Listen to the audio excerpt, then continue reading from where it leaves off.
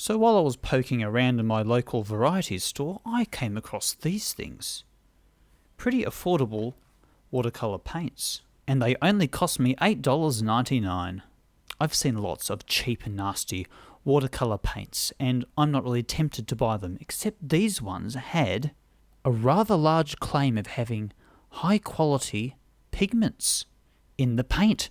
Not only that, on the other side, they've even given light fastness ratings for all the colours, which is highly unusual for such a cheap packet of paints.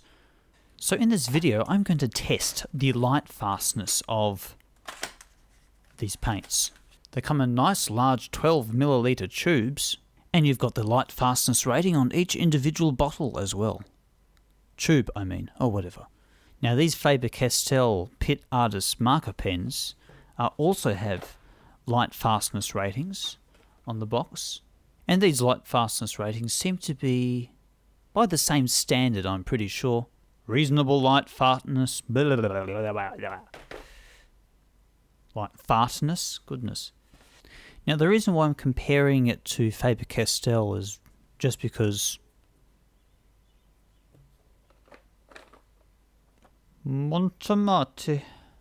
I think the only colours I'm not going to test out of here are the white and also the black. I'm definitely not going to test the black because, well, it's lamp black. I mean, how could you possibly make a lamp black that can fade? I have no idea.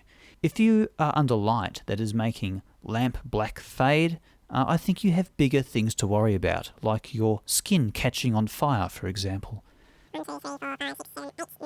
Okay, so I'm not going to test the dark brown, the black, and the white. Okay, there you go.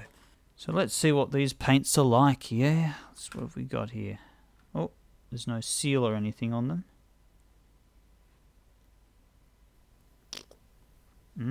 Lemon yellow.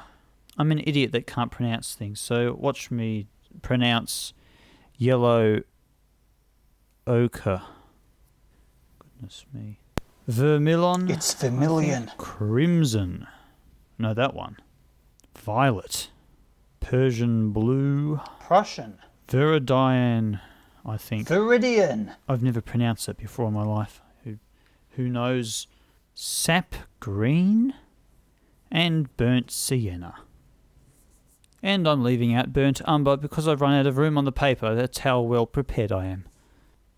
And I tried to be pretty generous with the pigment as well on the paper. So now I'm just going to find the closest colours I can find with these Pitt Artist pens. And then after I do that, I'm going to cut this paper in half, leave one half in the drawer, and then I'm going to put the other half on the roof, basically. I'm going to leave it there in a Ziploc bag for a whole month under the harsh Australian sun where it will bake. And hopefully we'll see some fading, or maybe not, I don't know. Let's hope that we don't see fading. That's what I'm trying to say. Okay. See you in a month. Or actually, I'll see you right now, but you'll see me now, but I'll see you in a month. Yes, that's what I'm trying to say. So this piece of paper now was left outside for a whole month. And then, because I had no time to make this video, I left it inside by my window and also under very good sunlight for like another 24 days. Yeah. Oh, why did I pick the micron? Oh, now it works. So here is the outside piece, and now here is the inside piece that I've kept in the cupboard for the past, well, the same amount of time, anyway. And let's see if those Faber-Castell pigments fare any better than those much cheaper Mont Marte pigments. So first look at this cadmium yellow. The results are quite shocking, especially when you consider that the yellow Faber-Castell actually fared a lot worse than the Mont Marte lemon yellow, whatever lemon yellow is. I don't know, I've never heard of that colour before. The lemon yellow is actually still very vibrant. I can barely see any difference between them, but the cadmium yellow has faded quite a lot. So that's one strike against Faber-Castell. Now let's look at the oranges. Now there's something about those oranges which, I don't know, I don't like either of them really, the actual colour of them, but they haven't faded though, so that's one good thing. Pale geranium lake whatever that is. Very little fading in the reds. Faber-Castell's holding up quite well. So is Mont Marte or Mont Marte. The pinks are looking good. Well, the Mont Marte has faded maybe very vaguely in the crimson. Although I can't quite tell really. Because I don't know if the brush was just had a light streak at that point. Now, the violets. Oh wow, that is a big difference. The Faber-Castell has held up very well with the violet. But the Mont Marte, well, it has not at all. The blues. Faber-Castell has held up well with their blue, but the Mont Marte... Okay, there is some slight fading there on that blue. Look at that. Yes, you can see it.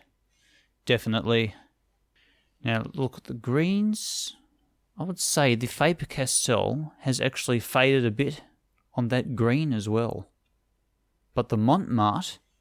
No, I don't really see much fading on the Mont Marte, actually. Faber-Castell with the leaf green, I can see fading there, definitely. And Mont Marte's sap green, to be honest, I have never actually seen green sap flowing out of a tree at this colour, but I don't know what kind of trees they have referenced. I can also see some slight fading. Not much though. And the browns, they look identical. Now what's weird is if you look at the light fastness ratings on the actual tubes themselves, this one here has a 2-star light fastness rating. But for the yellow, the Faber-Castell has a 3-star light fastness rating. But for some reason, the Faber-Castell has fared a lot worse than the Mont Marte's 2-star rated light fastness. The violet of the Mont Marte actually has faded, and it comes with a 2-star light fastness rating. And the Faber-Castell's purple violet, whatever it is, comes with a maximum light fast rating and it hasn't faded, so that's slightly more accurate, I suppose. Mont Marte sap green came with a 3-star light fastness rating, and there was some slight amount of fading there. In fact, I think I can see slight amount of fading across both the greens actually, Faber-Castell and Mont Marte's, but the Mont Marte is slightly more. And the Mont Marte blue came with a 3-star light fastness rating, and it did actually fade a bit as well. Now, do you want some kind of conclusion or something? Because I'm going to give you one. So if you want to keep your own opinion, you better run away and turn off the video right now, because I'm going to insert my own now. I actually think this is a pretty good result. And I'm very impressed, actually. So as long as violet isn't the most important colour in the world for you, this set of unbelievably cheap Mont Marte paints is an absolute bargain.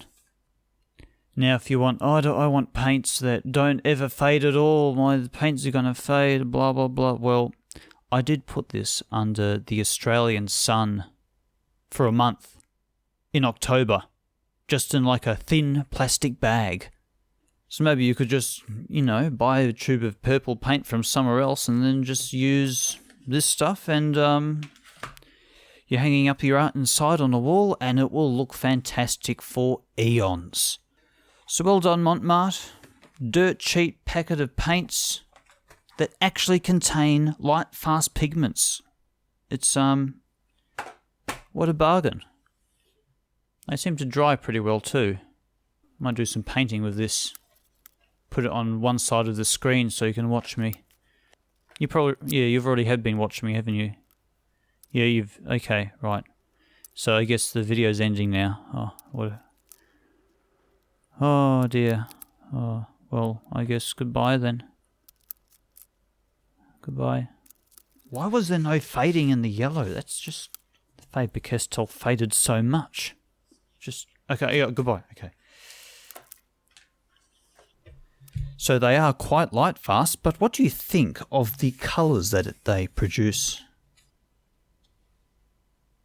They seem to be acceptable to me.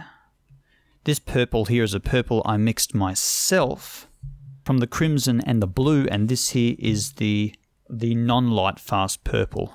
Though I'm not very good at mixing colours, but I am very good at mixing the colour brown. I am an expert at that. Okay, goodbye. I think I should do some more watercolour actually. Need more practice.